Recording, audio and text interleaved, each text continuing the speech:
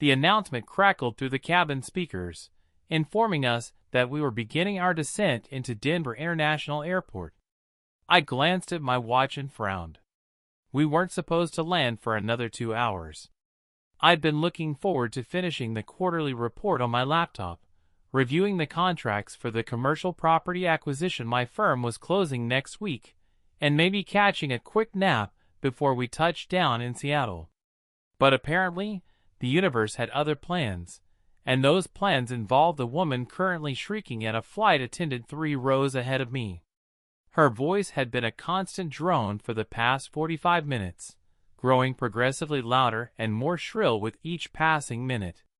At first, I tried to tune it out with my noise-canceling headphones, but even at maximum volume, her indignation pierced through like nails on a chalkboard.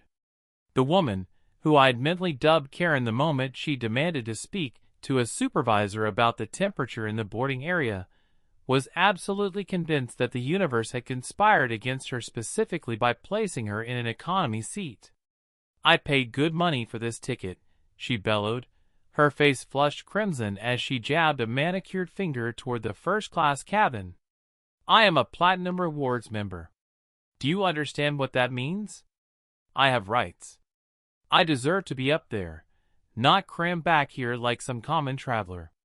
The flight attendant, a patient woman whose name tag read Sarah, maintained her professional composure despite the verbal assault. "Ma'am, as I've explained, the flight is completely full. Every seat in first class is occupied. There's simply nowhere to move you. I apologize for any inconvenience, but I'm going to need you to take your seat and lower your voice. You're disturbing the other passengers." Before we continue with this story of absolute entitlement gone wrong, I need to ask you a favor. If you're enjoying this tale of epic karma, please hit that like button below. It really helps the channel reach more people who appreciate a good justice story. And if you haven't already, subscribe to Karen Eat World for more stories about entitled people getting exactly what they deserve. Trust me, you won't want to miss what happens next. Now, back to our story. Karen's eyes narrowed dangerously. Disturbing other passengers? I'm the one being disturbed. I'm being discriminated against. This is a violation of my rights as a consumer. I could sue this airline into bankruptcy. She turned to address the cabin at large, as if rallying troops for battle. Is anyone else being treated like this? Is anyone else being denied the service they paid for? The cabin remained silent except for the uncomfortable shifting of passengers trying to avoid eye contact. I returned my attention to my laptop, hoping the situation would resolve itself. I'd dealt with enough difficult personalities in my 20 years as a commercial real estate attorney to recognize a lost cause when I saw one. Some people simply thrived on conflict, and this woman was clearly one of them. But Karen wasn't finished. Not by a long shot. She grabbed her phone and began recording the flight attendant. "I'm documenting this harassment. This discrimination. Wait until my lawyer sees this. Wait until I post this on social media. You'll all be sorry. This airline will be sorry. I have 300,000 followers on Instagram. 300,000 people who will hear about how I was treated today." Sarah's expression remained neutral, though I caught a flicker of exhaustion in her eyes. "Ma'am, I need you to put your phone away and return to your seat. Federal aviation regulations prohibit interfering with crew member duties. If you continue this behavior, the captain will have to make a decision about how to proceed." "Is that a threat?" Karen's voice reached a new octave. "Are you threatening me? I want your name. I want your employee number. I want to speak to the captain right now. Right this very second. I'm not going anywhere until someone with actual authority addresses this situation." That's when things escalated beyond the typical in-flight disturbance. Karen, in her infinite wisdom, decided that the appropriate response to not getting her way was to march toward the cockpit. She made it approximately 3 steps before 2 male passengers stood up to block her path, and Sarah immediately picked up the intercom phone. Within seconds, another flight attendant appeared from the rear cabin, and I could see the captain's voice coming through Sarah's handset. The announcement that followed was brief and devastating.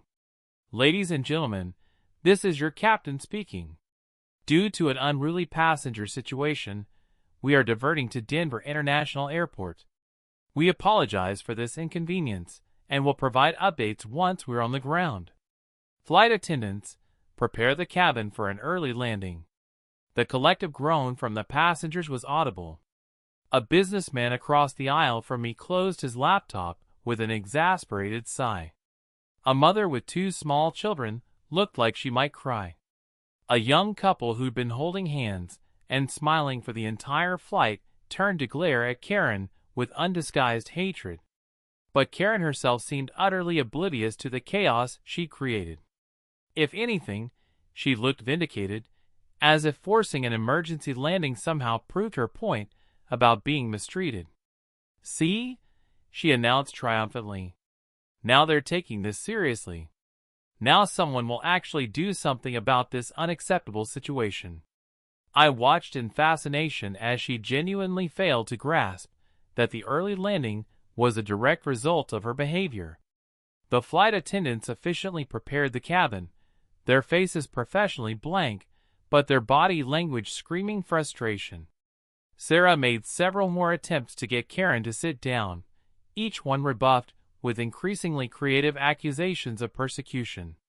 By the time the wheels touched down in Denver, Karen had threatened to sue the airline, report Sarah to the FAA, contact her congressional representative, and call the Better Business Bureau. The moment we reached the gate, none of us were surprised to see airport security waiting. 2 officers boarded the plane before anyone was allowed to deplane. They approached Karen with the practiced calm of people who dealt with this exact scenario on a regular basis. "Ma'am, we need you to come with us. Gather your belongings and exit the aircraft." Karen drew herself up to her full height, which couldn't have been more than 5'3". "I'm not going anywhere with you. I'm the victim here.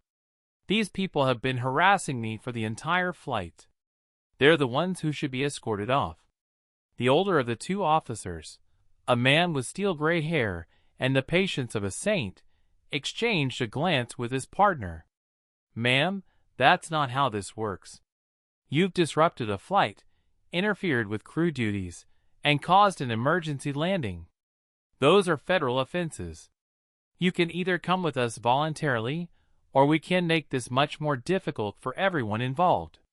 The entire cabin watched in stunned silence as the reality of the situation slowly dawned on Karen's face. But even then, even faced with actual law enforcement and the consequences of her actions, she couldn't resist one final outburst. "This is tyranny. This is what happens in a police state. I know my rights. I'm calling my lawyer. You can't treat me like this." The officers escorted her off the plane, her protests echoing through the jet bridge. The moment she was gone, the entire cabin seemed to exhale collectively. Passengers began gathering their belongings, checking their phones for new flight arrangements, calling loved ones to explain the delay. I heard multiple people on their phones saying some variation of, "You won't believe what just happened."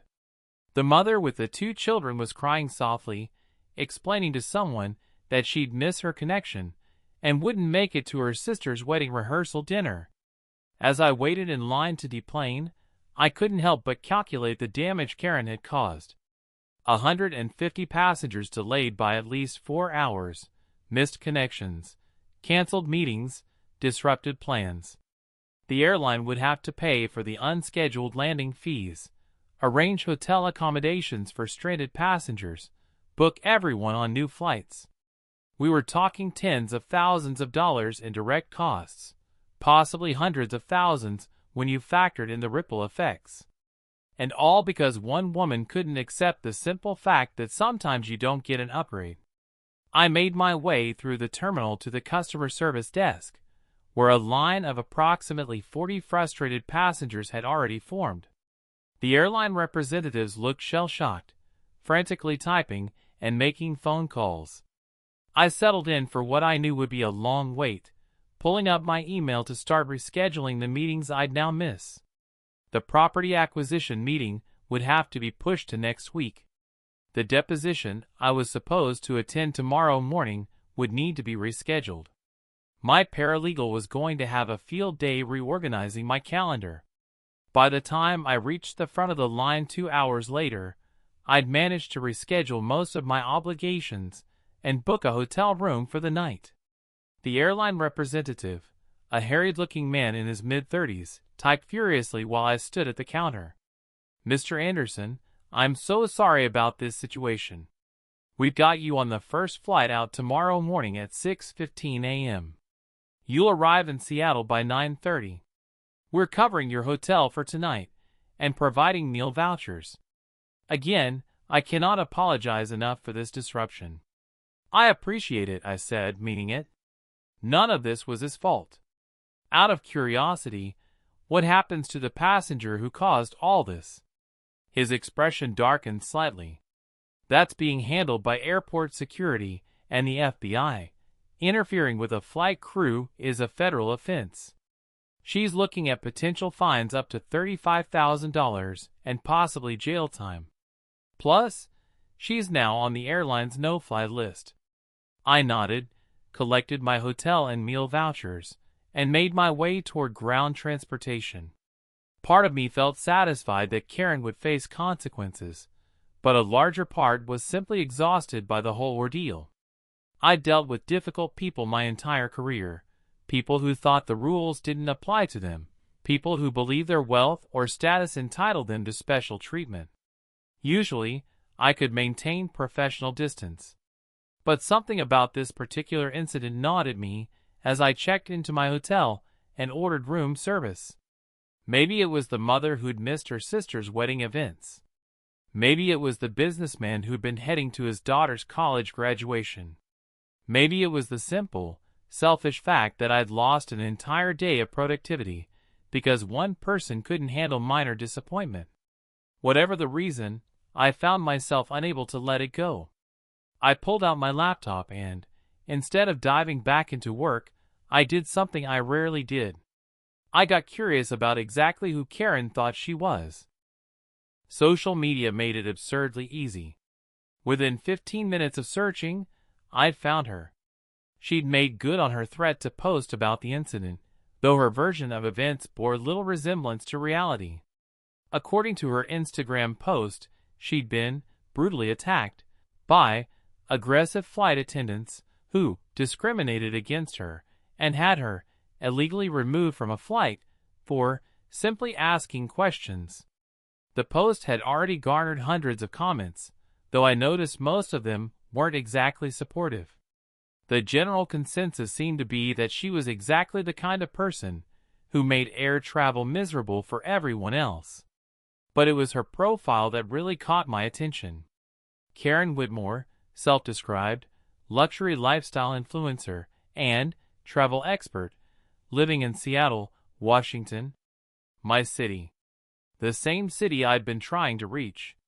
The same city where I'd spent the last 2 decades building a career in commercial real estate law, developing connections with developers, city planners, and property owners across every neighborhood.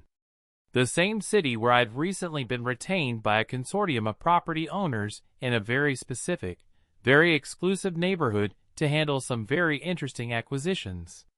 I scrolled through her feed, each post more insufferable than the last. Photos of her demanding to speak to managers at upscale restaurants. Videos of her berating retail workers for not having items in stock. Long captions about how real customers deserved real service and how she refused to accept mediocrity. But what really caught my eye was her most recent series of posts about her new home. Her beautiful, perfect, absolutely irreplaceable home in the Madison Park neighborhood. One of Seattle's most desirable areas, with stunning views of Lake Washington and quick access to downtown. And that's when the universe's sense of irony revealed itself. Because the property consortium that had retained my firm? We were buying up properties in Madison Park.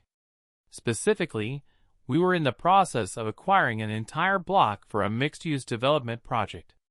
High-end condos, boutique retail spaces, and a private park for residents. We'd already secured 8 of the 9 properties needed. The holdout was a small commercial property directly adjacent to Karen's home. A property whose elderly owner had finally agreed to sell after months of negotiation. A property that, according to the preliminary architectural plans sitting in my briefcase, would be the construction staging area for the entire 3-year project. I sat back in my hotel bed, a slow smile spreading across my face. The construction staging area meant heavy machinery, concrete trucks, demolition crews, and round-the-clock noise for months. It meant road closures, parking restrictions, and general chaos in the immediate vicinity. It meant that anyone living directly next to that property would experience a level of disruption that would make today's flight delay look like a minor inconvenience. And Karen's house was literally right next door. Shared a property line, actually.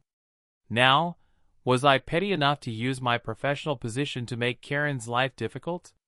Absolutely not. That would be unethical and probably illegal. But was I motivated enough to ensure that the construction project proceeded exactly according to plan, with 0 delays or accommodations for nearby residents? Was I invested enough to make sure that every permit was filed correctly, every variance request approved, every legal requirement met so that nothing could stop or slow down the work? Was I committed enough to personally oversee the staging area set up to ensure maximum efficiency, which coincidentally meant maximum noise and disruption?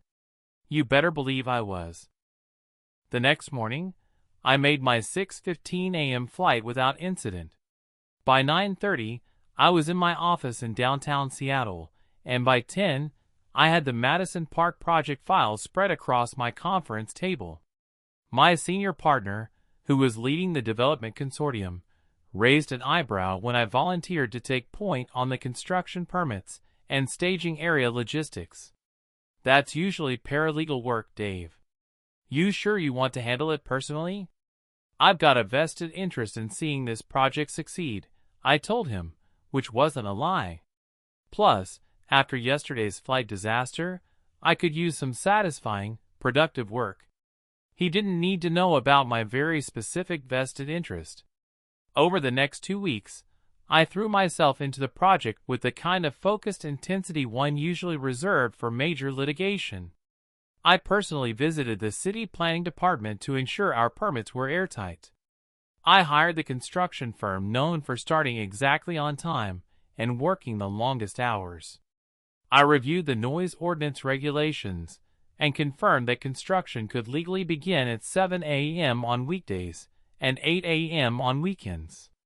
I made sure the staging area would include the concrete mixing station, the equipment storage, and the main access road for all trucks and heavy machinery. Then I did something beautifully, perfectly legal but absolutely devastating. I researched the property records and discovered that Karen's house had been cited twice in the past 5 years for HOA violations. Minor things like fence height and mailbox placement, but violations nonetheless. Which meant she was exactly the kind of person who cared deeply about property values and neighborhood aesthetics.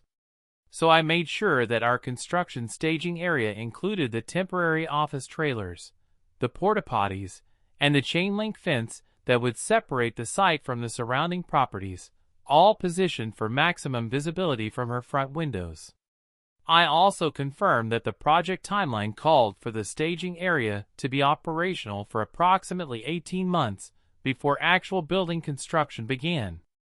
18 months of heavy equipment, backup beepers, diesel engines, and construction workers arriving at 6:45 a.m. every single weekday. 18 months of concrete trucks rumbling past her house, cranes blocking her lake view, and generators running to power the site. All completely legal, all absolutely necessary for the project, and all positioned to make her life a living hell. The construction began on a Monday morning in early June. I took a personal day and drove to Madison Park at 6:30 a.m., parking down the street with a clear view of Karen's house and the staging area. The construction crew arrived right on schedule, and by 7 a.m., the first concrete mixer was rumbling into position. I watched through my car window as Karen's front door flew open at 7:03. She stormed out in a silk bathrobe, her hair in curlers, her face contorted with rage. I couldn't hear what she was yelling at the construction foreman, but I could see his calm, professional response. He pointed to the permits posted on the fence.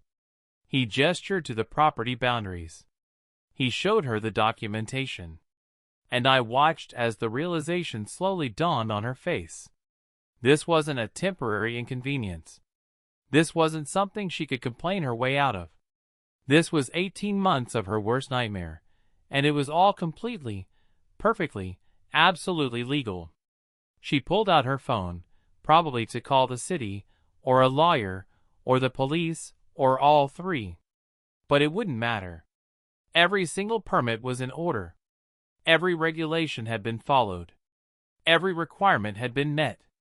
The construction company had every right to be there, doing exactly what they were doing, for as long as the project required. And there was absolutely nothing she could do about it.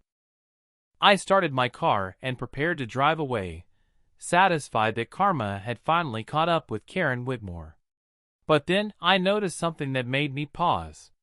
She walked over to the fence, still on her phone, still gesturing wildly. The foreman approached her again, and I saw him point to something on the posted permits. Her face went pale. She grabbed the fence with one hand, staring at the documents as if seeing them for the first time. And then she turned, slowly, to look directly at her house. That's when she saw it. The architectural rendering posted alongside the permits, showing the final project layout. Showing how the new high-rise condos would be positioned. Showing how they would completely block her lake view.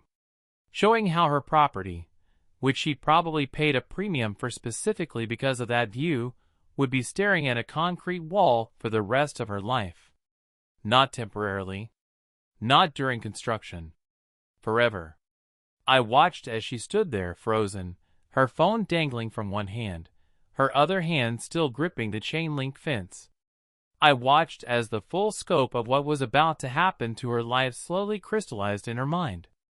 The noise, the chaos, the blocked view, the destroyed property value, all of it perfectly legal, all of it unavoidable, all of it happening right next to her perfect Madison Park home. And in that moment, as the second concrete mixer rumbled past her and the backup beepers began their incessant chirping, I saw her face transform from rage to disbelief to something that looked almost like recognition.